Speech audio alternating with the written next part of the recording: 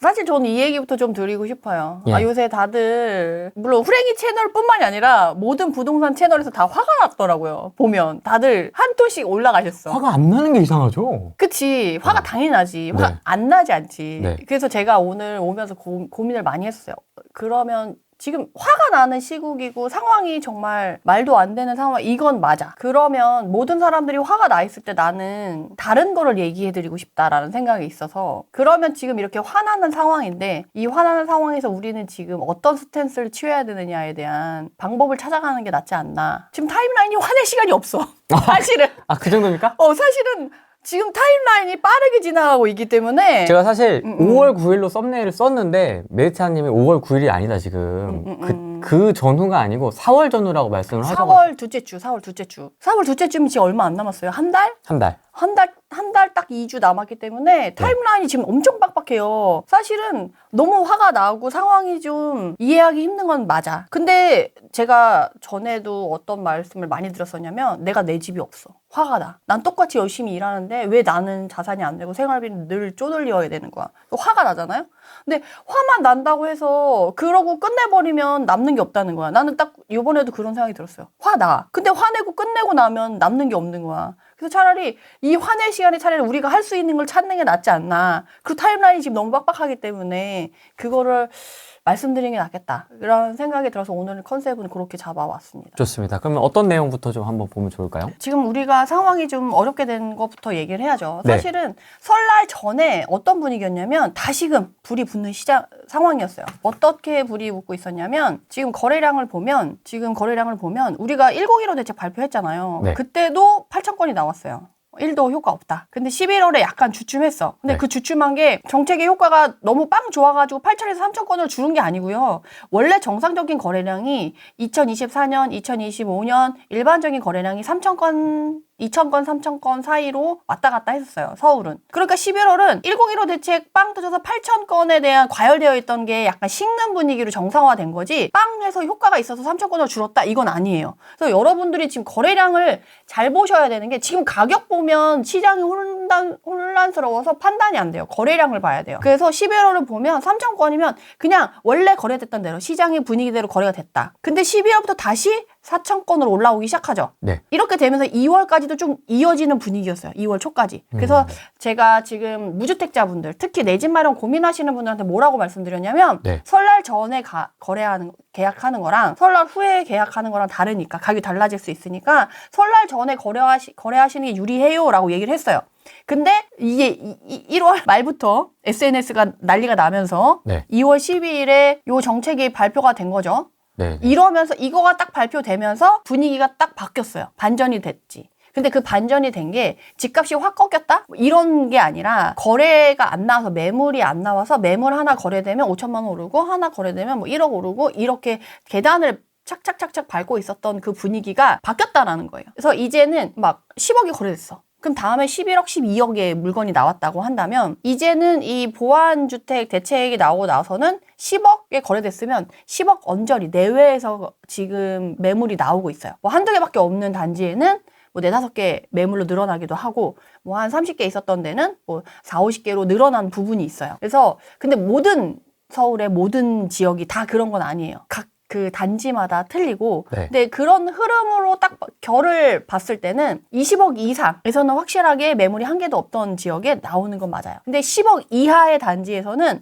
매물이 늘어나는 것도 그렇게 느낌이 없고, 가격도 오히려 이렇게 주춤한다는 느낌보다는 그냥 완만하게 가고 있다라는 느낌이 세거든요. 그래서 결국에는 15억 이하냐, 이제 15억 이상으로 20억 정도에 있는 지역이냐 단지냐에 따라 조금 분위기가 좀 많이 달라졌다. 지금 어쨌든 이렇게 분위기가 가면서 보유세가 무거워질 건 당연하기 때문에, 그러니까 20억 이상의 이제 양도세가 아니고 보유세가 높아지는 사람들한테서 매물이 출회되는 거지, 사실 공시지가 우리가 보면은 종부세가 부과되는 게 공동 소유를 하면 18억까지는 공제가 되잖아요. 네. 그러니까 그 밑에 있는 가격들은 사실 보유세가 높아져도 당장 타격이 큰 건 아니거든. 그러니까 그 밑에 있는 가격들은 지금 당장 급매를 내놓을 필요는 없는 거지. 다만 내가 사놓고 시세 차익이 큰데 이후에 양도세가 중과됐을 때, 조정지역 때문에 중과됐을 때 세금을 더 많이 내야 되니까 그게 싫어서 이번에 매물을 좀 내놓겠다 하는 사람들, 그리고 이후에 보유세가 좀 부담이 돼서 좀 내놓는 사람들, 이 두 사람들이 있는 건데 그 두 사람만으로 과연 매물이 막 쏟아지듯이 나올 수 있냐? 그거는 아니라는 거죠. 아, 그 두 가지 포인트에서 지금 매물이 나오는 거군요? 네. 아. 그러니까 이후에 보유세 높아질 게 너무 부담되니까 미리 준비하겠다. 포트폴리오 새로 재정비하겠다라는 사람, 그리고 이제 양도세 시세 차익 있으니까 그런 거 있잖아요. 주식도 많이 올랐어. 팔아서 내 통장에 들어와야 내 돈이지. 네. 팔기 전에는 아직 내 돈이라고 하긴 좀 그렇잖아요. 네. 그러니까 주식 부동산도 마찬가지예요. 시세 차익이 많이 났어. 근데 이제 팔고 나서 양도세 세고 남아서 내 손에 들어오는 돈인 거지. 아직 팔기 전에 세금적인 이슈로 지금 70-80% 떼간다는 상황에서 만약에 예를 들어서 시세 차익이 10억 났다. 지금 80% 떼간다. 8억 떼가면 2억 남는 거잖아요. 근데 취득세 내고 유지비 빼고 나면 나한테 남는 건 1억밖에 안 남을 수도 있어요. 그러면은 너무 아깝고, 그러니까 그런 사람들이 지금 매물을 내놓는 거다라고 보시면 될 것 같아요. 그것도 이제 고가주택 중심으로. 네네. 아, 그래서 막 압구정 10억 호가 뚝 떨어져서 거래됐다 뭐 이런 걔네는 50억, 60억, 80억 이렇게 하잖아요. 헤드라인. 100억 막 이렇게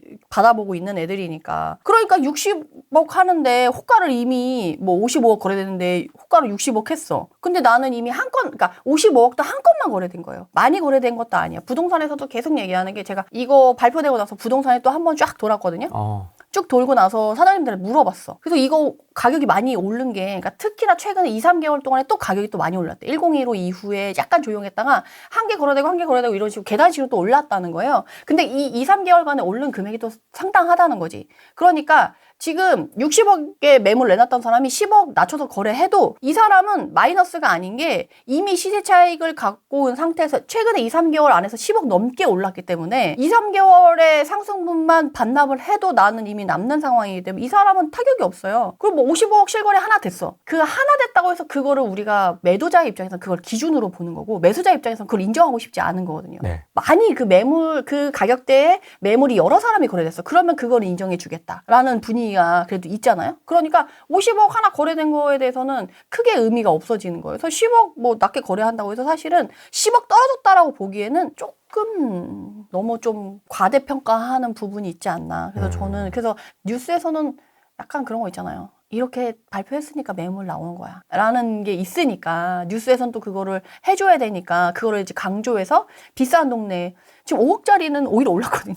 3억짜리, 5억짜리 아파트는 올랐어요. 제가 그걸 여쭤보려고 했거든요. 네네네. 15억 이하 중저가는 그러면 지금 상황이 어떠냐, 매물이랑. 그쵸. 그래서 제가 요새 이후에 내 집 마련 너무 힘들어질 것 같으니까 내 집 마련 진짜 적극적으로 하셔야 돼요. 무주택자분들은 지금 무조건 지금 내 집 마련 하시라고 말씀을 드리고, 돈 없으신 분, 돈 모아서 하시려고 하셨던 분들도 지난번에 와서 제가 말씀드렸을 거예요. 이제 돈 모아서 마음에 드는 데 가려고 생각하지 말고 지금 내 돈에서 손이 닿는 집을 사놔야지 그 집도 못 살 수 있다. 그래서 그거를 하고 있는데, 그렇게 해서 지금 내 집 마련 하시는 분들을 제가 도와드리고 있는데 그분들이 지금 거래를 하고 있거든요. 2-3억짜리나 뭐 4억짜리 좀 성에 안 차잖아요. 근데 지금 3억대들도 가격이 오르고 있어요. 오히려 3억대들, 제가 요새 3억대들 물건의 그 추이를 봤거든요. 3억대면 구축이고요. 역세권 아니고요. 약간 그런 데지. 그러니까 약간 원도심 같은 느낌. 네. 그런 주택들이 모여있는, 그런 아파트들이 모여있는데 가격대들이 보통 그렇거든요. 그리고 이제 완전 중심이라기보다는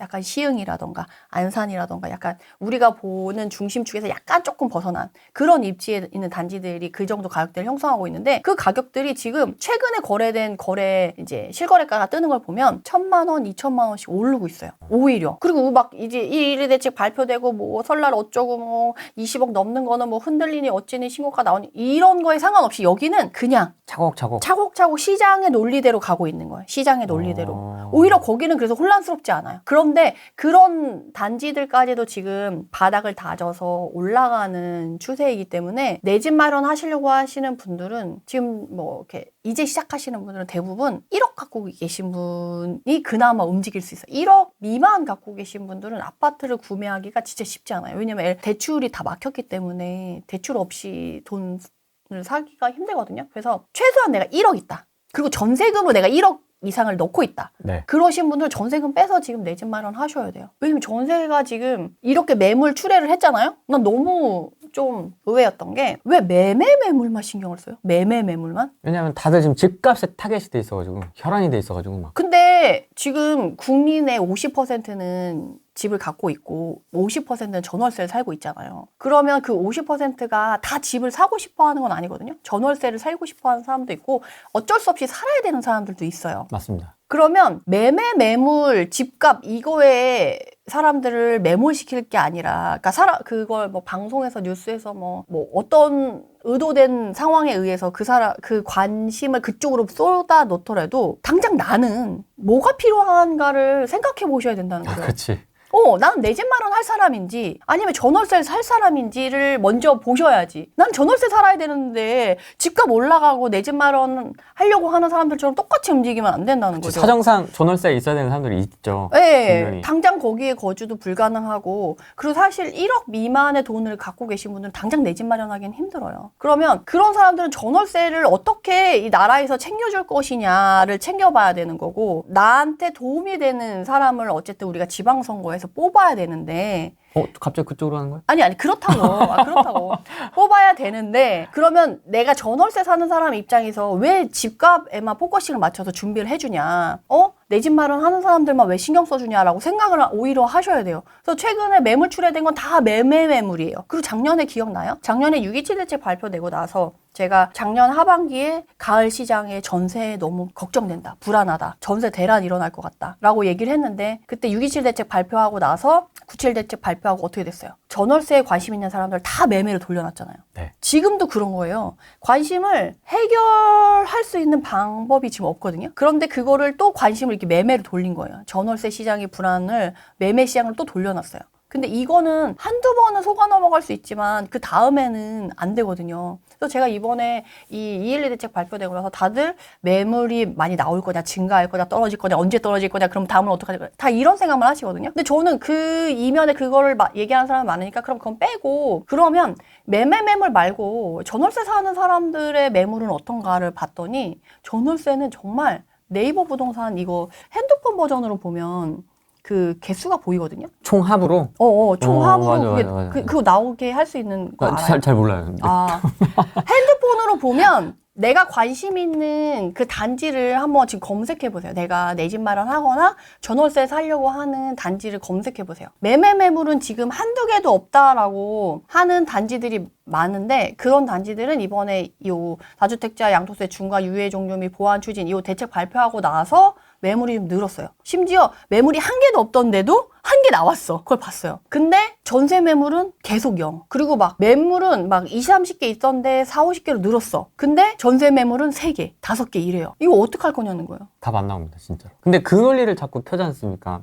다주택자들이 5월 9일 전에 매물을 쏟아내게 해서 전월세 시장을 안정시키겠다라는. 아니, 그러면 기존에 살던 사람이 임차인으로 살던 사람이 그렇게 다주택자가 내놓는 매물을 샀어요. 그러면 이번에 신혼부부가 결혼해서 나오고 30대가 독립해서 나오고 그러면 우리가 아직 절대 인구 수는 감소하고 있지만 가구 수는 증가하고 있으니까 그럼 늘어나는 가구 수는 어떻게 할 거냐는 거예요. 아, 몰랑. 그럼 그 사람들은 버려? 아니 그러니까 결국에는 지금 이 매물에 사람들이 매몰되어 있는데 그걸 볼 게 아니라 전세 매물을 봐야 되고 결국에는 저는 이 부동산 시장의 어떤 뇌관이 이 전세 매물 없는 거 전세 가격 올라가는 거 임대차 시장 때문에 결국에는 뇌관이 터지지 않을까라는 우려가 있어요. 진짜 심각하던데요, 전월세? 정말 심각해요. 정말 심각해. 없어. 매물이 없어. 그리고 지금 내 집 마련하시는 분들 매물이 늘었다고 했잖아요. 근데 이 매물이 늘은 건 말한 것처럼 20억 넘고 이런 애들이 가격이 조정돼서 나와요. 근데 10억 밑에서는 사실 그러니까 특히 5억 전후 매물은요. 잘 늘지도 않고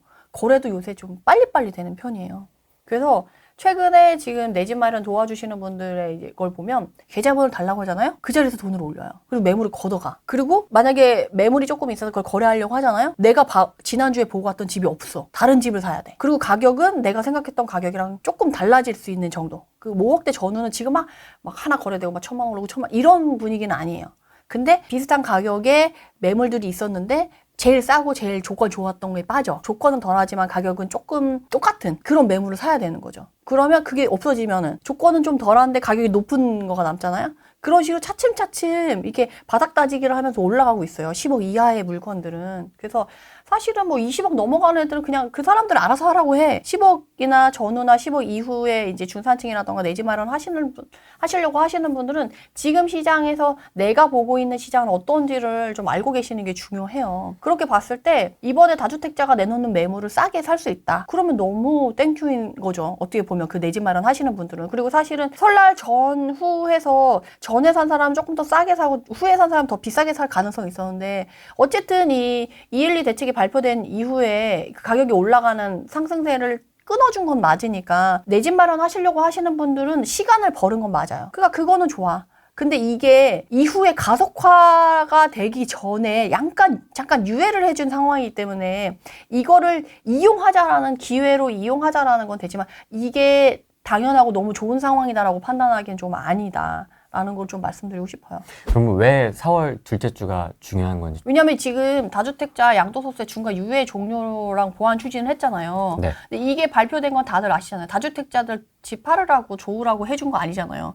시장에 매물이 없으니까 다주택자 매물을 쥐어짜서 그 매물이라도 좀 시장에 내놔서 매물이 없는 거를 공급하자라는 거죠. 그래서 원래는 신규 공급으로 이렇게 공급을 하면 한 번에 막 몇천 세대씩 공급할 수 있지만 그게 지금 당장은 안 되니까 네. 기존 주택들 안에서라도 매물을 출회할 수 있게끔 하려고 요거를 보완 추진을 한 거죠. 그래서 여기서 얘기하는 게 5월 9일까지는 매매 계약을 체결하고 계약일로부터 뭐 어쩌고저쩌고 얘기가 나오잖아요. 그러니까 5월 9일까지는 계약서를 쓰라는 얘기예요. 근데 얘네들은 다 토지거래 허가 구역 내에서 대부분 집을 사고 싶어 하는 사람들이 많으니까 그럼 토지거래 허가 구역으로 묶여있는 지역 내에서 다주택자가 세입자를 끼고 팔려고 한다면 5월 9일까지 계약서를 써야 돼. 그러면 계약서를 쓰려면 토지거래 허가 구역 내에서는 토지거래 허가 구역에 거래를 할 수 있는 승인을 받아야 되잖아요. 허락을 받아야 되잖아요. 근데 그 기간이 보통 한 3주, 한 20일 정도 소요가 된다라고 보시면 돼요. 5월 9일에 내가 계약서를 쓰고 싶다고 해서 쓸 수 있는 게 아니에요. 20일 전에 매매 약정서를 쓰고 나라의 허락을 받으라고 신청서를 낸 다음에 그것도 구청 직원 정말 빠릿빠릿하게 20일 내에 빨리 결과를 내줬을 때 5월 9일에 가까스로 낼 수 있는 상황이 4월 이 둘째 주 금요일까지지 않을까. 왜냐면 주말도 있으니까 주말 껴서 뭐 이런 거. 그 또 몰릴 거 아니야 또. 그렇죠. 그리고 지금 구청에 이걸 해봤던 직원의 노하우가 갖고 있는 직원이 없어요. 새로 생겨난 조항들이잖아요. 그리고 이런 인적 자원들을 미리 교육시켜 놓거나 그 사람의 인력을 확보해 놓은 게 아니에요. 그러니까 이게 어떻게 될지 몰라요. 그래서 20일 이상 이제 걸릴 가능성이 상당히 높다라고 보고 있기 때문에 그래도 4월 첫째 주나 둘째 주까지는 해야 그나마 우리가 뭔가 왜 이거 나라에서 늦어진 거잖아 라고 목소리를 내볼 수 있는 정도는 된다는 거죠. 근데 그 이유는 원래 20일 걸린다고 했으니까 20일 걸리는 그 시간 뒤에 신청서를 낸 사람은 안 되는 게 맞아 라고 하면 답이 없어요. 그러니까 지금 타임라인은 이미 시계는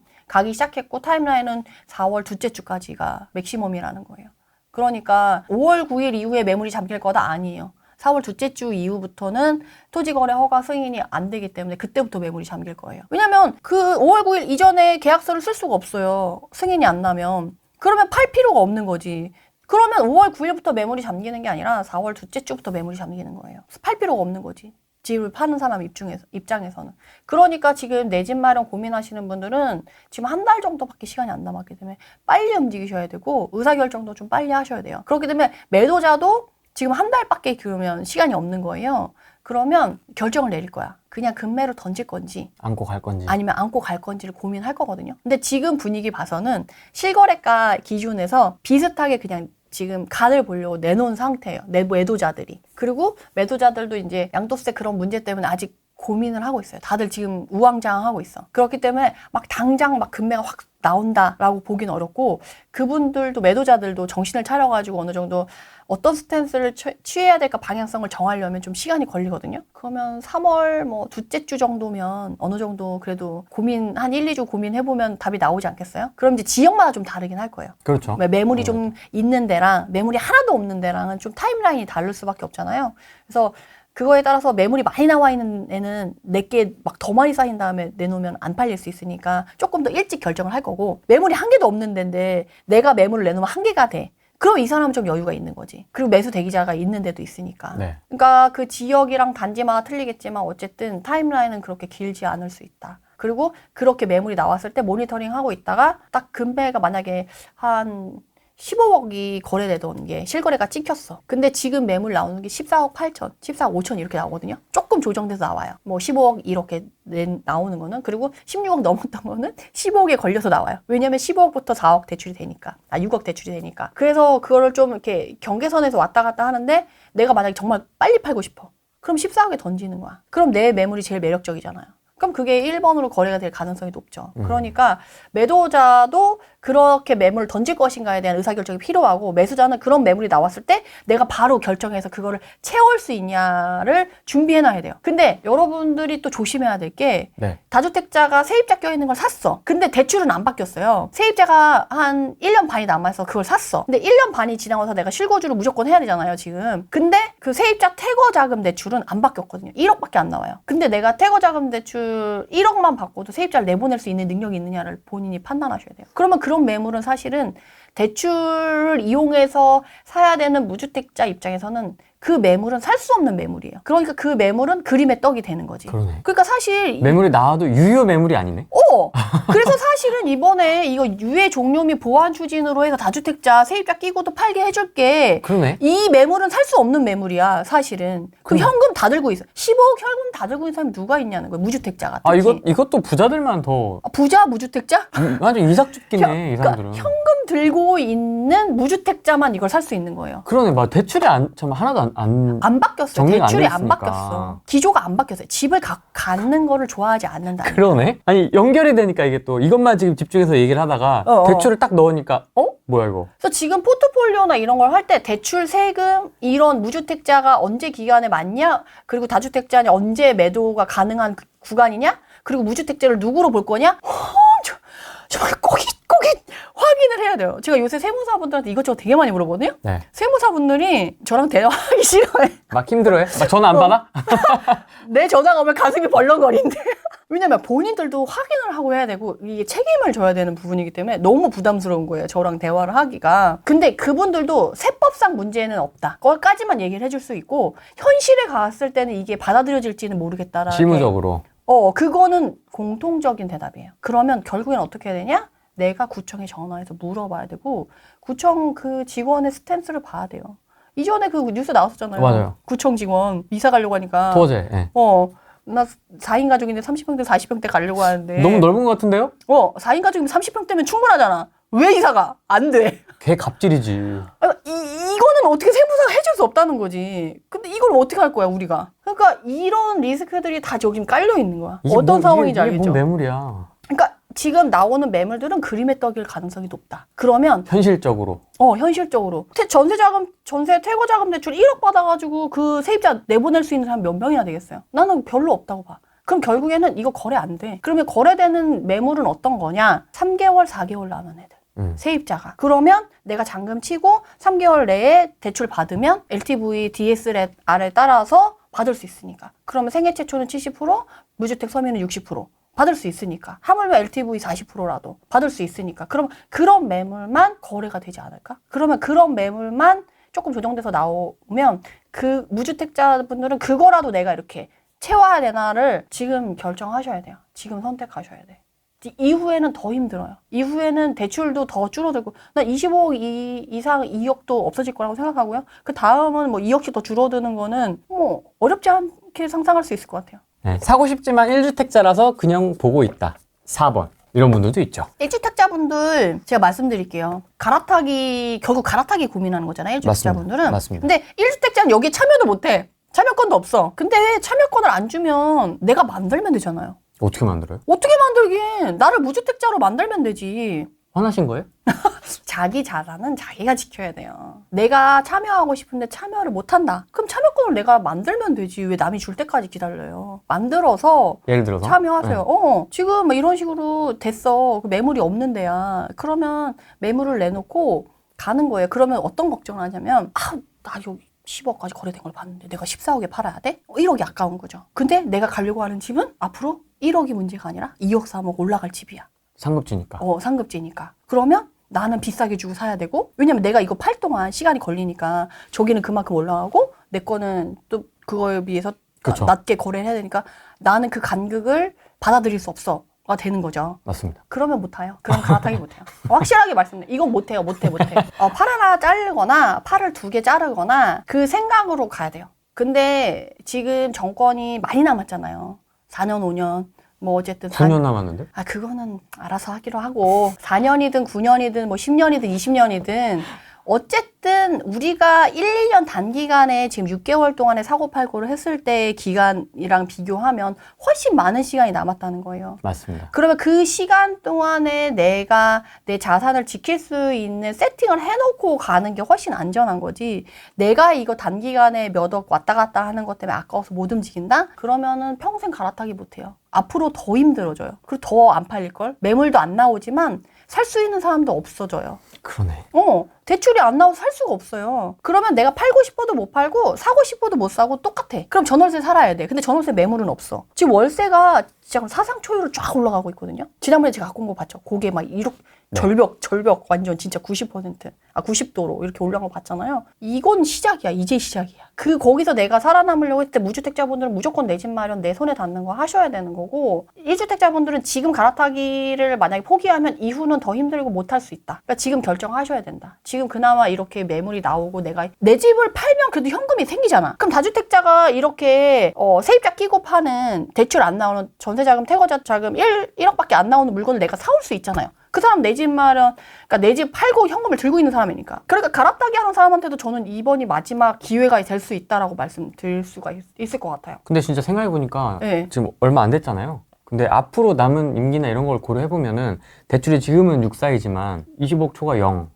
계속 이제 그건 하겠죠? 당연한 거야. 그건 난 당연하다고 봐요. 그러면 이제 점점 갈아타기가 힘들어지긴 해요, 진짜. 네, 그러니까 지금 1, 2억이 아까워가지고 갈아타기를 포기할 거냐 그러네. 아니면 이후에 그걸 할 거냐. 근데 이거는 너무 명확하죠. 앞으로 서울 부동산 시장이 전국 부동산 시장을 대변해서 기준으로 해서 리드를 해서 갈 텐데 3년, 5년 추가 아파트 공급 없는 거 너무 명확하고 이전에 정말 보였던 적이 단 한 번도 없을 정도로 매물량이 급감해서 네. 가잖아요. 그렇죠. 그러면 지금 신규 주택 공급이 어려워요. 그러면 전세 공급도 어렵고 내 집 마련하는 그 주택도 부족하고 너무 명확하다 보니까 집값이 떨어질 수 있을까? 경기 되게 어려울 거긴 맞고 근데 경기는 되게 어렵지만 부동산은 양극화돼서 가격은 오를 거다라는 게 지금 트렌드에서 사실 조금만 생각해도 알 수 있는 부분이잖아요. 그러면 지금 약간 1, 2억 뭐 왔다 갔다 하는 게 이후에 남은 기간에 이 왔다 갔다 하는 금액이랑 비교하면 정말 큰 차이가 날 거기 때문에 저는 지금 용기를 내셔야 된다. 근데 공감되는 댓글이 되게 많은데요. 지금 팔면 다시 못 사서 안 파는다. 그다음에 퇴로도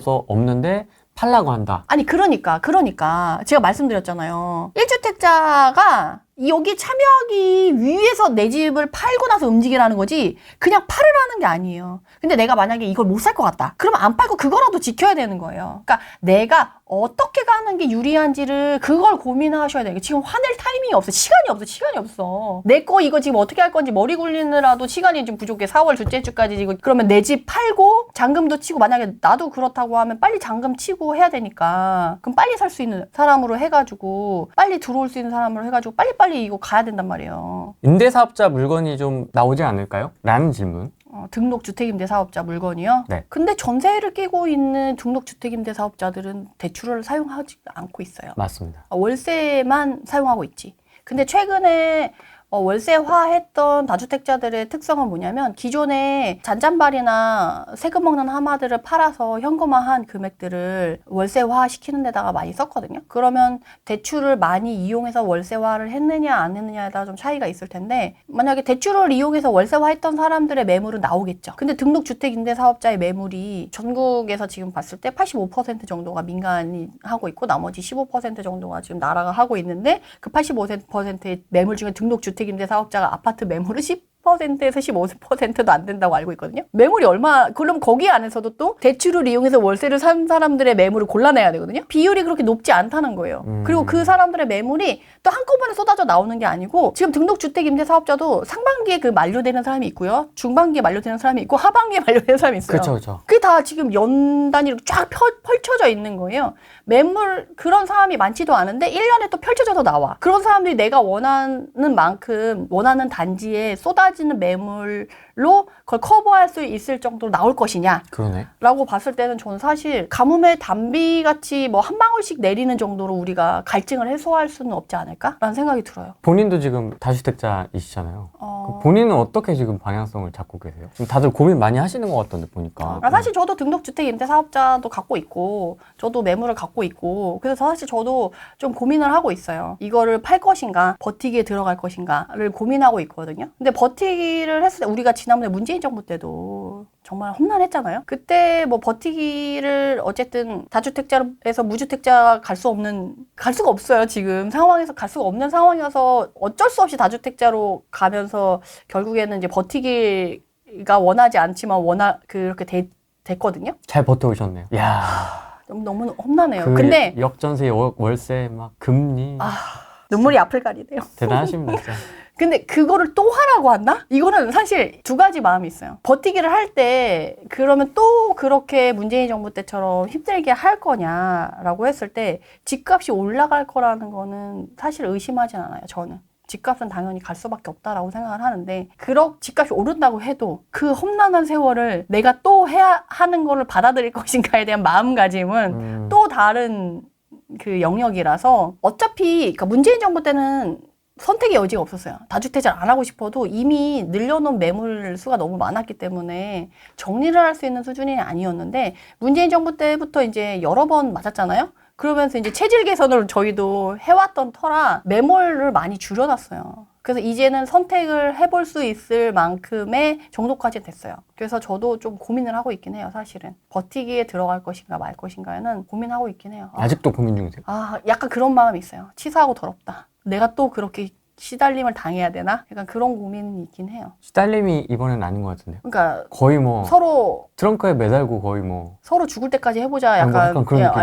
그렇죠. 이번에도 이건 거죠. 다주택자 매물 내놔. 쥐어짜. 하잖아요, 사실은. 야, 비거주일 주택까지 그렇게 막 SNS에다가 쓸 줄은 전혀 몰랐습니다. 왜냐면 그거는 거주 이전의 자유거든요. 이사. 아니, 돈이 없어서 내가 찜 해놓는 거야. 가려고 내가 이제 열심히 돈 모았고 이제 세입자 내보내고 들어갈 집도 적폐다. 너 이사 간다고 했고 이사 안 가고 그냥 그 재테크용으로 자산 상승용으로 쓰고 안 할 수도 있잖아. 약간 그렇게 접근하는 사람도 있더라고요. 그러니까 그거는 내 집 마련 아니지라고 얘기를 제 댓글에 달아주시더라고요. 근데 그런 거 아니고 뭐 이재명 대통령님처럼 본인이 어쩔 수 없이 거주를 못하는 상황이 있잖아요. 갑자기 지방 발령이 났어. 근데 이 집이 팔려고 해도 지금 이런 식으로 꼬여 있어가지고 팔 수가 없어. 그래서 우선은 내려가서 일은 해야 되니까 밑에 그치. 전세를 구하고 이 집은 못 팔고 갔단 말이에요. 그럼 비거주하는 1주택자잖아요. 이 사람한테 무슨 죄가 있어요? 양지마을도 팔아야지. 퇴임은 돌아간다고요? 그럼 그때 다시 사면 되지. 이런 거주 이전의 자유나 개인의 이런 생활에 아주 사소한 그러니까 그 한 사람 한 사람한테 의사결정에 맡길 수 있는 그런 부분까지 나라가 간섭을 해서 이거를 한다는 건 저는 솔직히 우리나라가 자유민주국가가 맞나 이런 생각이 좀 들 정도로 너무 자유를 옥죄고 있는 게 아닌가라는 생각이 들었습니다. 근데 저희가 6년 전부터 얘기했지 않습니까? 원주에서부터 얘기했습니다. 그분이 되면 어떻게 될 거다라는 건 6년 전부터 저희가 예상을 했지 않습니까? 이미 다 얘기를 했었습니다, 사실. 근데 아무도 듣지 않았죠. 아니 어쨌든 바꿀 수 없는 거를 얘기해봤자 시간만 아깝고 네. 그래서 지금 무주택자분들은 이걸 활용해서 가야 된다는 거예요. 그러면 제가 들으시는 분들 별표 5개 별표 5개? 별표 5개. 그러면 돈 없는 무주택자분들 내 집 마련 어떻게 하냐 말씀드릴게요. 다주택자분들 지금 어쨌든 매물이 늘고 있는 지역과 단지들이 꽤 있는 건 사실이에요. 물론 이제 가격대가 높은 애들 위주지만 그래도 이번에 공포 분위기를 조성을 했기 때문에 매물이 좀 나오는 애들이 있어요. 그러면 그런 단지에 다주택자가 내놓는 매물 중에 전세차 퇴거자금 대출로 이용하는 게 아니라 3개월, 4개월, 6개월 이내에 거래가 되는 그런 단지들 있잖아요. 잔금을 치르고 3개월 내에 대출을 일으키면 되잖아. 그러면 5월 9일 전에 계약금을 넣어요. 네. 4월 둘째 주 전에 매매 약정서를 써서 토지거래 허가 승인을 받고, 그러니까 타임라인 이렇게 지켜요. 4월 둘째 주에 그 집을 사세요. 그런 다음에 토지거래 허가 승인을 받아. 그리고 5월 9일 전에 계약서를 쓰고 계약금을 넣어요. 네. 잔금을 6개월까지만 해준다고 했으니까 6개월 하루 전으로 잡아. 그러면 그때 잔금 치르죠. 네. 그러면 세입자 나가고 뭐 어쩌고저쩌고 할 때 그 기간 동안에 3개월 내에 대출을 받으면 전세 퇴거 자금이 아니라 LTV, DSR, 생애 최초 원래 하던 대출로. 그걸로 받을 수 있어요. 그럼 이런 매물만 거래가 되고 이런 매물만 가격이 좀 덜 늘리겠지만 그래도 이런 매물만 할 수 있다는 거예요. 이 매물 잡으셔야 돼요. 내 집 마련하시는 분들은. 네, 5월 9일 이후에 왜냐면 굉장한 자신감을 보이고 있어서 계곡 정비나 코스피 5천보다 쉽다 뭐 이런 멘트들을 계속 저희가 이제 대중의 입장에서 저희 유튜브 보시는 분들 말고 대중의 입장에서는 그런 걸 접하다 보니까 아 이게 진짜 이제 집값이 잡힐 건가 보다 5월 9일 이후에 좀 더 지켜보자 하는 무주택자 분들도 은근히 있습니다. 만약에 내가 대통령이라면 자신 없다고 얘기하겠어요? 그분의 성향이랑 스탠스가 있잖아요. 그분의 스탠스상 이번에 봐보세요. 전 너무도 명확한 게 지금 아까 그 거래량이 늘어나고 있었잖아요. 그리고 설날 전후로 지금 가격이 막 변하는 게 올라가고 있는 게 눈에 보였어요. 그리고 그게 벌써부터 1월, 12월부터 시작이 됐고 그걸 계속 모니터링하고 있었는데 방법이 없어요. 97 대책으로 공급 대책 발표했는데 오히려 집 추가 대책이 없다라는 거를 알고 있어가지고 집값이 날아가는 거를 보고 있었어. 마음이 어때요? 계속 신경이 쓰이고 쫄릴 수밖에 없죠. 불편하죠. 그럼 이걸 어떻게 타개할 수 있을까? 내가 잘하는 방법이 뭘까? 할 수 있는 방법이 뭘까? 이제 카드를 헤아려 보겠죠. 근데 공급대책 당장 쓸 수 없어. 써봤는데 97대책 썼는데 오히려 역효과 났어. 조롱만 받았어. 그리고 뭐 어디에 한다, 뭐 과천도 한다, 뭐도 한다 하는데 안 됐어. 지자체 바로 막 플래카드 걸고 막 이래서. 시체 위에 지어라. 이러고 있어. 그러면 이것도 안 돼. 그러면 본인이 잘하는 거는 이제 공포. 공포. 잘하는 게 공포예요? 이렇게 협박하듯이 약간 얘기를 하고 12일에 걸쳐서 SNS에 계속 이렇게 얘기를 해서 실제적으로도 효과가 있잖아요. 맞습니다. 지금 봐봐. 97대책 발표했을 때 역효과 났어? 근데 내가 10번 밤에 새벽에 글을 썼어. 근데 효과가 있었어. 재밌네? 그리고 당장 즉시적인 효과가 나타나. 즉시적인 효과가 나타나고, 물론 그게 매번 10번 쓸 수는 없어요. 그러니까 지금 10번 써가지고 글을 써서 수요를 억제시키고 매물을 추례하게 만들었어요. 근데 이 방법을 2번, 3번, 4번 쓸 수는 없어요. 근데 이제 지방선거 전에 표를 지키고 이제 분위기를 지키기 위해서 쓸 수 있는 가장 최고의 카드 아니에요? 이게? 아주 즉각적인 반응이 나타나고 비용이 들어가는 것도 아니고. 그렇지 않아요? 그럼 안 쓸 이유가 있어요? 그리고 그런 스탠스에서 얘기를 하는데 너무도 다행하게 코스피 5천도 찍어줬어. 안 쓸 이유 있어요? 나 이렇게까지 한 사람이야 라고 얘기를 하면서 봤지? 뭐 이런 느낌으로. 나 이것도 했으니까 이것도 할 수 있어. 일시적이고 단기적으로는 정말 즉각적인 효과가 있죠. 212 대책 발표되고 매물 고가주택 위주로 매물이 출회되고 매물이 일부 증가한 부분에 대해서 쏟아진다는 아니지만 일부 증가한 것에 대해서 인정. 그렇지만 이게 1년, 2년, 천년 만년 계속 매물이 증가하게끔 만들어줄 수 있는 정책이냐라고 하면 그건 아니잖아요. 시간이 또 딱 명확하잖아요. 4월 둘째 주까지라는 시한부 정책이라는 게 너무 명확하잖아요.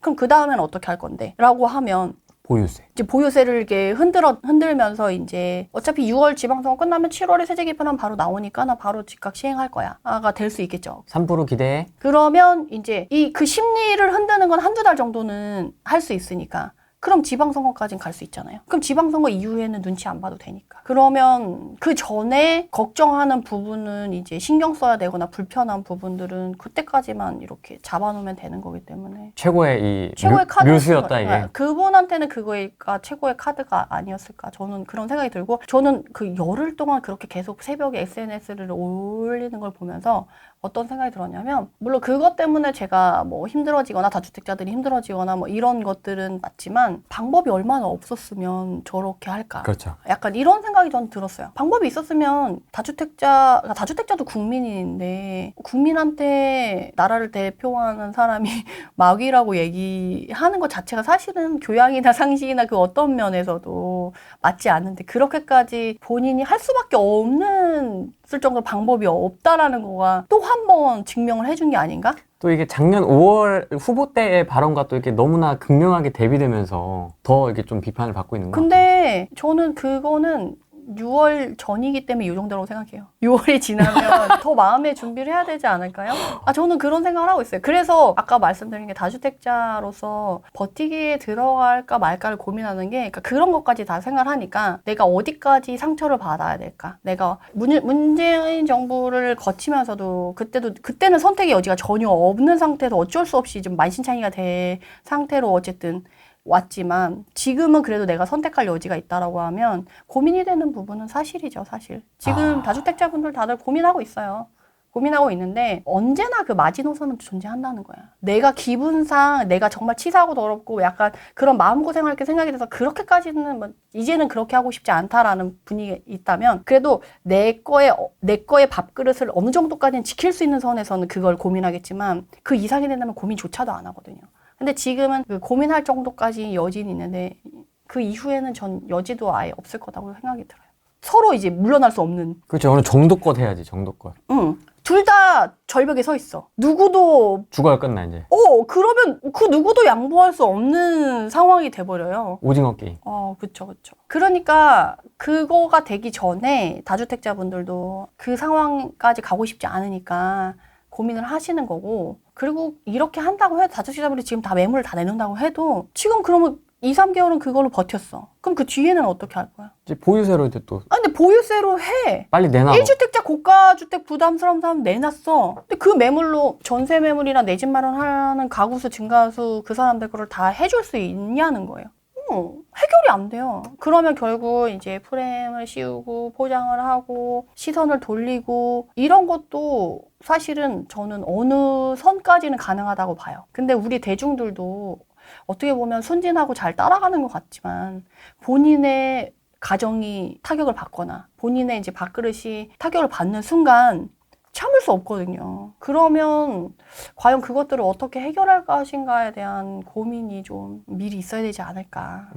그렇게까지 하면 나라가 너무 또 혼란스럽고 힘들잖아요. 난 너무 요순 시대가 너무 그리워요. 왜냐면 태평성내 왕이 누군지도 신경 안 쓰고 그냥 농사일 짓고 아이들 챙기고 이런 시대잖아요. 근데 우리는 대통령이 누구고 대통령이 몇 시, 몇 날, 며칠, 몇 시에 무슨 말을 했더라 이런 것까지 다 시시콜콜하게 다 챙기고 알아야 될 정도로 지금 내가 내 삶을 신경 쓰지 못하고 거기에 신경 쓴다는 것 자체가 저는 너무 힘들다. 약간 이런 생각이 들었어요. 네. 이게 지금 내 집 없어가지고 집 못 산다. 매물 없어서 집 못 산다는 사람들의 차트예요. 서울에 사고 싶은 사람이 83%. 뭐 어떻게 보는 거예요? 그러니까 100이 기준이에요. 100보다 낮으면 살려고 하는 사람들이 적은 거고 100보다 높아지면 살려고 하는 사람이 많은 거예요. 매매니까. 네. 근데 지금 매매에서 각 지역별로 서울, 부산, 대구, 뭐 인천 이런 사람들 있잖아요.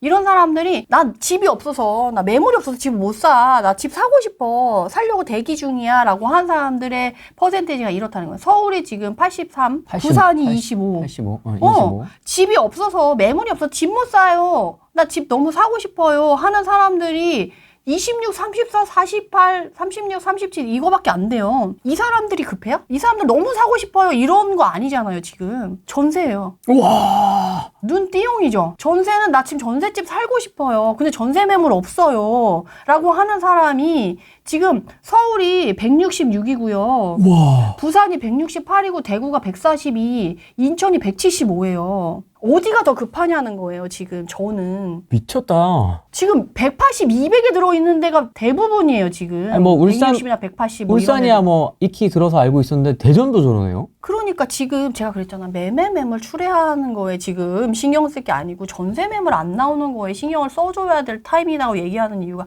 너무 명확하잖아요. 야, 이건 노답인데? 전세 이거 어떡할 거냐는 거지. 지금. 진짜 큰일 났다, 이거. 와, 이렇게 전국적으로 지금 전세 없다고. 근데 지금 160이 다 월세 전환 속도랑 가속화되는 속도가 엄청 빨라요. 그래서 월세 비중이 점점 늘어나고 있는데도 불구하고 전세가 이 상황이라는 거예요. 와. 그러면 월세로 넘어가는 비중 자체도 없었다고 하면 이거는 정말 그냥 깔리는 밑바탕 수준밖에 안 된다는 얘기거든요. 터져 나가겠는데, 전세 이거. 와. 그래서 제가 얘기하는 게 이 전월세 매물이 결국 부동산 시장의 뇌관이 될 것이다라고 얘기를 하는 게 그래서 그런 거예요. 근데 그러면 이렇게 얘기했겠지. 또 임대차법 2+2+2 이거 할 테니까 네. 너 살게 해줄게 라고 얘기를 하겠죠. 그러네. 근데 그러니까 이게 당연히 수순으로 갈 거예요. 이러면. 그러면 지금 제가 다주택자나 1주택자한테 말씀드리는 게 거주 못하는 1주택자 같은 경우는 세입자 지금 2+2 끝나가가지고 이제 끝나면 팔고 나 가야지라고 했는데 2+2+2 하면 새로 시작해야 되잖아요. 또 일을 또 해야 되잖아. 네. 그럼 또 시간이 뒤로 가. 그럼 내가 살려고 하는 집은 가격이 더 오른단 말이에요. 그 갈아타기가 뒤로 갈수록 더 힘들다니까. 그러니까 지금이 타이밍이라고 말씀드리는 거예요. 지금이 골든 타이밍이야. 내 집 마련을 하든 갈아타기를 하든 뭘 하든. 지금이 골든 타이밍일 수밖에 없다. 2년을 또 하면 또 그만큼 매물이 나오기가 어렵죠. 그리고 살 사람도 없어. 대출 더 안 나올 거야. 2년 후에 대출은 0 이제 0.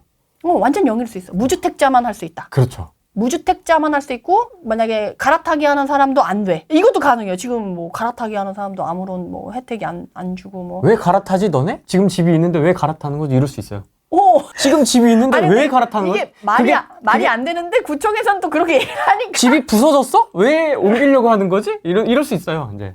저 직장 구해서 이전해야 되는데요. 멀어도 그냥 다녀. GTX 아니, 정액 패스 해줬잖아. 직장을 바꿔. 왜 집을 여기다 두고 직장을 거기로 가니? 이럴 거라니까요? 여러분, 개헌이 다가오고 있습니다. 이게 지금 딱 이게 착착착착 그 타임 테이블대로 지금 가고 있는 게 딱 보이지 않습니까? 이게 지금.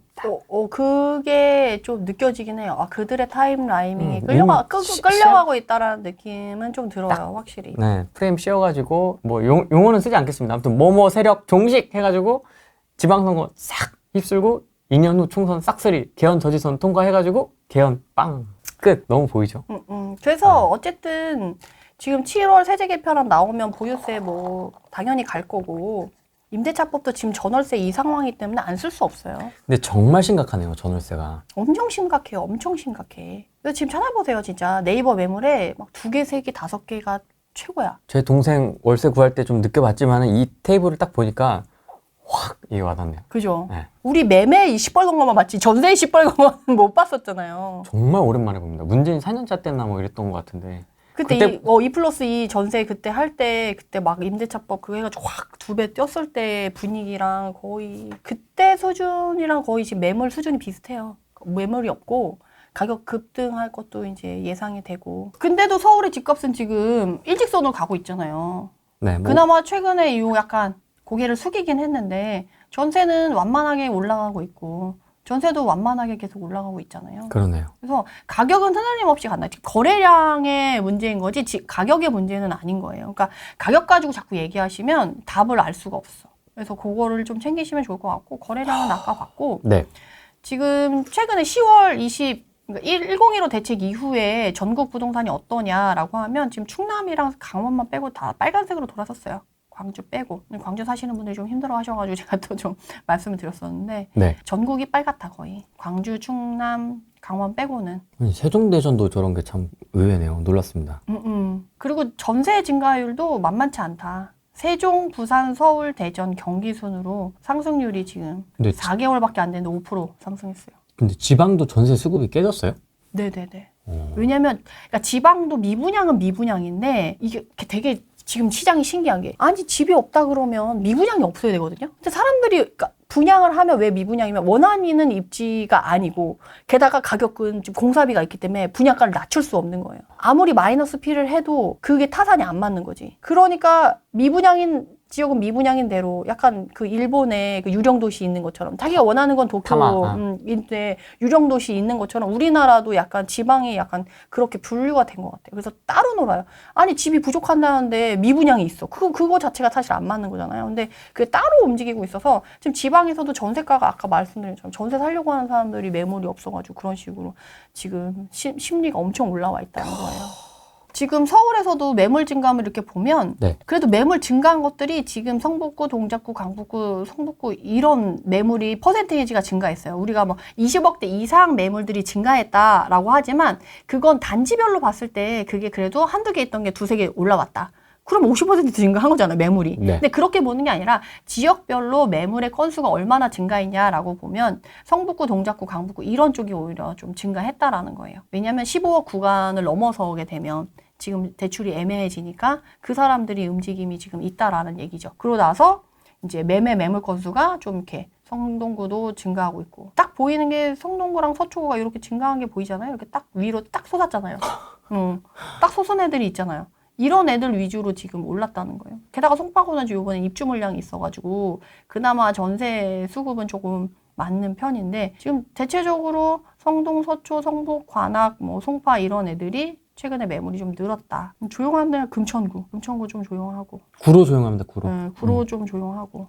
근데 그 조용하다는 게 이 기준선에서 가깝다는 거지 그렇다고 매물이 충분하다 이런 거는 아니에요. 경기도도 마찬가지로. 오히려 동안구, 그러니까 안양, 과천, 성남, 용인 이런 데들이 매물이 좀 증가했어요. 뭐 서울은 20억대 이상이지만 경기도권으로는 15억 이상이면 부담스럽고 보유세 뭐 이런 거 신경 쓴다라는 거죠. 그래서 매물이 좀 증가했다. 그렇지만 가격이 막 엄청 마음에 들게 나온다? 이거는 가보시면 아시겠지만 아닐 거예요. SNS 영향력이. 이러니까 그래서 제가 카드가 그 입장에서는 나쁘지 않았을 수 있겠다. 즉각적인 효과를 낼 수 있고 지방선거 전에 한두 달 심리를 낮출 수 있는. 왜냐면 지금 당장 공급은 안 되고 수요는 몰리니까 공급 신경 안 쓰고 수요는 낮출 수 있는 방법 중에 하나일 수 있겠다라고 하는 거죠. 뭐 이렇게 계속 뭐 매물을 내놓고 뭐 살 사람들 사고 토어제를 받고 이런 상황들이 어쨌든 4월 둘째 주 까지만 매물이 거래를 할 수 있고 그 이상은 이제 토지 거래 구청에서 그런 거 있잖아요. 만약에 예를 들어서 4월 둘째 주가 됐어. 근데 하루 이틀 더 받을 수 있어. 20일까지 뭐 주말 다 떼고 주말까지 다 넣어서 하면은 20일까지 주말까지 다 넣어서 계산하면은 셋째 주까지는 되던데요. 막 이렇게 할 수 있어요. 근데 구청에서 이렇게 얘기하는 거야. 지금 이미 쌓였어요. 20일 동안 처리할 수 있는 허가서는 다 받았어요. 그럴 수 있지. 이 이상 받아봤자 그 20일 내에 처리가 안 돼서 넘어갑니다. 5월 9일이 넘어갑니다. 이러면 내시나 안 내시나 똑같아요. 라고 하면 셋째 주에 낼 수 있겠어요? 안 받아주는데? 불안하니까 4월 첫째 주에 낼 것 같아. 그러니까. 그러니까 나 같아도 불안해서 둘째 주도 약간 왠지 구청 직원이 밀렸다고 안 받아주면 어떡해? 첫째 주부터 이제 매물이 좀 이렇게 되거나 사람들이 이제 그게 좀 불안할 수가 있지. 아니면 구청 직원 옆에 하루 종일 서 있어야지. 내 거 처리될 때까지. 내 거 몇 번 남았나? 앞에 몇 번 남았나? 우리 그때 6.27 대책 때도 그렇고 부동산 사장님들이 구청 직원 퇴근 못하게 10시까지 막아놓고 했었던 거예요. 그럼 구청 직원도 야근해야지. 계속 야근해야지. 근데 야근해도 감당할 수 있는 개수가 정도지. 예. 한 명이 야근해도 10명 있는 거랑은 어떻게 할 수가 없지. 근데 구청이 일을 하라고 인력 수급을 해주는 게 얼마나 해주겠어요? 10명 해주겠어요? 한 명 두지 않겠어요? 한 명? 새로 생긴 거고. 그거 업무 하나 하는 건데. 결국에는 이후에 이제 공급이 없으니까 정책적으로는 매물을 계속 출회할 수 있는, 기존 주택에서 출회할 수 있는 정책들이 조금 나올 수 있는데, 지금 딱히 떠오르는 건 없고. 그리고 사실 지금 이전에 문재인 정부 때 썼던 정책들은 거의 다 썼거든요, 지금 이미. 보유세 빼고는 이제 거의 다 썼어요. 2+2+2, 뭐 이거 남아있는 거. 그러니까 우리가 예상할 수 있는 범위 이외의 거는 거의 다 썼어요, 이제. 그럼 그 남은 임기가 지금 4년 넘게 남았는데, 그럼 그 기간 동안에는 크리에이티브한 이제 우리가 상상하지 못했던 새로운 정책들이 나올 텐데, 그러면 우리는 그거에 대한 대처가 쉽지는 않을 수 있다. 왜냐면은 문재인 정부 때는 학습 효과로 해서 노무현 정부 때 썼던 것들의 속도를 어떻게 갈 거냐, 언제 쓸 거냐를 보면서, 그리고 우리가 이제 규제 지역을 지정을 하면 여기까지만 지정한 다음에 풍선 효과 어디고, 다음에 규제를 그럼 여기까지 지정하고, 약간 이런 패턴이 읽히는 부분들이 있었거든요. 그러니까 신선하지 않았어. 패턴이 있었어. 똑같았어, 그냥. 패턴이 있어서 우리가 그거에 대처를 할 수 있는 마음의 준비를 하거나 뭔가 미리 이제 뉴스에서 냄새를 풍기잖아요. 연기를 풍기잖아요. 그럼 그 동안에 내가 준비한 마음이나 준비한 대비를 할 수 있는 기간이 있는데, 이 이후에는 그게 쉽지 않을 수 있다. 지금 어떤 정책들이든 다 우리가 생각하는 것 이상으로 빠르고 생각하지 못한 방법으로 예비 기간을 주지 않고 실행한 게 많았기 때문에 우리의 대처는 조금 더 문재인 정부 때보다는 훨씬 둔해질 수 있다. 그래서 그것에 대한 대비도 필요하다. 토어제가 진행이 되고 이 내 집 마련 이런 걸 얘기를 하면서 어떤 생각이 들었냐면, 그럼 서울이랑 이번에 서울 전역이랑 경기도 12곳을 묶었잖아요. 그러면 그 토어제 구간에는 그럼 전월세 사는 사람들은 그 지역에 살 수 없겠구나. 만약에 이게 유지가 되면. 거래가 되면 될수록 실거주자만 살 수 있는 거잖아요. 그럼 여긴 또 하나의 왕국이 되지 않겠어요? 캐슬이 되는. 전월세 사는 사람들은 이 지역엔 절대 살 수 없는 동네를 만들고 싶은 건지. 그러면 내가 지금 전월세를 살고 있다면, 지금 입지라던가 지금 생활권을 지키고 싶다라고 한다면 지금 내 집 마련을 하셔야지. 안 그러면 토어제 지역으로 밀려날 수 있다. 왜냐면 지금 실거주 안 하면 세금 높이고 뭐 어쩌고저쩌고 하니까 결국 토어제 안에서 살아남을 수 있는 사람들은 거주하는 실거주자만 살아남을 수 있고 안전한 지대가 될 텐데, 내가 그런 사람이 되어 있지 않다고 하면 밀려날 수밖에 없잖아요. 그거에 대한 대비를 지금 하셔야 된다. 지금이 골든 타이밍이다. 토어제도 원래는 유예를 안 시키려고 했다고 하면 시간을 더 줬어야지. 지금 이렇게 팔아서는 실제 거래될 수 있는 매물이 전 많지 않을 거라고 봐요. 퇴거자금 대출도 해결이 된 것도 아니고, 그리고 이 짧은 기간 내에 사람들 의사결정을 하는데 자기 전 재산이 걸려있고 그 가족의 생활권이 걸려있는 건데 그거를 그렇게 쉽게 금방금방 결정할 수 있는 사람은 많지 않아요. 저는 과연 한 달 동안에 얼마나 거래량이, 그러니까 물론 이제 구청직원이 할 수 없을 정도 한 명밖에 없으니까 뭐 많아봤자 두 명 될 텐데 뭐 어쨌든 그렇게 할 정도로 될 수도 있긴 하겠지만, 그래도 내 집 마련을 꿈꾸던 사람들, 그리고 전월세 사는 사람들이 본인의 거주 문제를 다 해결할 수 있을 만큼 그걸 해결할 정도의 기간은 아니다라고 보여지는 거죠. 카테고리가 되게 많아질 것 같긴 한데 일단 저는 카테고리를 3개로 드리겠습니다. 무주택, 1주택, 다주택.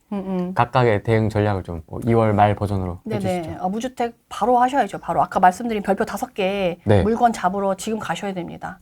이거 끝나고 바로 가세요. 이거 끝나고 바로 가시고 그냥 돈 닿는 거, 내 손에 닿는 집에서 가장 좋은 입지를 가려고 하는 노력. 제가 여러 번 말씀드렸을 거예요, 그거를. 우리 지난번에 7일 챌린지 할 때 그 방법을 그냥 공짜로 막 알려드렸거든요. 그냥 그 방법대로 하시면 되는 거고. 그리고 1주택자분들은 이번에 갈아타기 할 건지 말 건지 확실하게 정말 심도 있게 고민하셔야 돼요. 내가 앞으로 이재명 정부의 치세 아래서는 갈아타기를 못할 수 있다라는 마음을 가지고 이번에 할 건지 말 건지를 정하시는 게. 팔 하나 내주더라도. 그러니까 팔 내주고 갈 건지 아니면 그냥 온전하게 지금 모습 그대로 갈 건지. 를 정하셔야 돼요. 근데 작년도 그렇고 재작년도 그렇고요. 팔 하나 잘라주고 다리 하나 잘라주고 아니면 또 팔 하나 다리 하나 잘라주고 가신 분들도 원상복귀는 금방 됐다. 갈아타기하고. 프리더야 프리더? 막 이렇게 나와? 다시 재생이 돼요? 엄청 빠르게 회복이 됐다. 제가 말하는 그 팔 다리는 약간 자산의 그런 부분이기 때문에, 왜냐면 그만큼 많이 올랐잖아요. 지금 몇 개월 동안에. 그렇죠. 작년 6월 이후부터 돈이 그 집값이 얼마나 많이 올랐어요. 그 팔다리 잘라주고 양쪽에서 잘렸다고 하더라도 새로운 집에서 회복이 금방 된 거죠. 그래서 결과는 뻔해요. 똑같아. 근데 내가 그 처음에 팔다리 잘라주는 거를 받아들일 거냐 안 받아들일 거냐의 문제인 거라 같아요. 왜냐면 길든 짧든 어쨌든 그렇게 갈 거는 답은 너무 지금 보이니까. 그렇고 다주택자분들은 복잡합니다, 머릿속에. 지금 엄청 머리가 복잡하실 텐데 버티기로 들어가려고 한다고 하면 본인의 상처를 조금, 본인의 그런 것들의 타격이 좀 덜하게끔 조절을 하셔야 될 것 같아요. 그 방법은 사실 제가 지금은 말씀 못 드릴 것 같아요. 왜냐면 지금 말씀드리면 없어져. 그 방법 자체가 또 없어져. 퇴로가. 퇴로가 없어져요. 그래서 제가 그거는 지금 말씀드릴 수는 없을 것 같아요. 이후에 오프라인에서 강의에서 말씀을 드리든, 우리 또 책 준비하고 있으니까. 그쵸. 강연회 할 때? 강연회 할 때 말씀드릴게요. 왜냐면 지금 이렇게 또 하면 또 없어져. 그거라도 어쨌든 하셔야지 그나마 살아남을 수 있는 가능성이 높고 그나마 상처를 덜 받으실 수 있다. 방법이 없는 건 아니다. 작년보다 더 와닿으시죠? 그 이분의 어떤 워딩이나 이런 에너지가 느껴지시죠? 근데 우리 그 지난번에 얘기를 했었잖아요. 대선 전이랑 후랑 했을 때 보유세는 그러니까 뭐 세금은 건드리지 않겠다라고 이제 후보 시절에 얘기했었는데, 과연 이게 언제 깨질 것인가에 대해서도 우리가 맞습니다. 논의를 했었잖아요. 맞습니다. 근데 이게 거의 1015 대책 발표하고 나서 조정지역 발표하면서 세금을 건드린 부분이 되기 때문에 6월에 당선되셔서 이제 10월에 깼으니까 뭐 6개월도 안 돼서, 뭐 그때도 우리 얘기했었잖아요. 상황이 바뀌었기 때문에 다르게 할 수 있다라고 이제 후보 시절에도 얘기하셨었기 때문에 언제든지 바뀔 수 있다, 말은. 그래서 이제 시행이 되고 결국에는 나한테 얼마나 영향을 미치는가를 판단을 하셔가지고 여러분들이 그거에 맞춰서 움직이셔야 되지 않을까 싶어요. 자, 5월 9일 이후에 서울 부동산 시장 어떻게 된다? 5월 9일 아니고 4월 둘째 주. 4월 둘째 주 4월 이후에. 둘째 주 이후에 집값은 올라갈 수밖에 없죠. 매물은 안 나오고. 방법이 딱히 없어요. 근데 뭐 전혀 방법이 없어서 그 이번에 유예해 준 것처럼 보완을 쓸지 안 쓸지는 봐야 될 것 같아요. 6월 선거에 너무 힘이 딱 들어가면 무소불위에 뭐 이런 걸 하겠다라고 하면 그런 거 아랑곳하지 않고 갈 수도 있고, 내가 이제 어느 정도 자리를 잡았으니까 좀 여유 있게 보듬어서 갈 햇볕 정책을 쓸지. 햇볕 정책이요? 예를 들면 보듬는다고요? 그렇게 해서 매물이 좀 이렇게 할 수 있게끔 했으면 좋겠다라는 바람은 있다. 오늘은 여기까지 하겠습니다. 고맙습니다.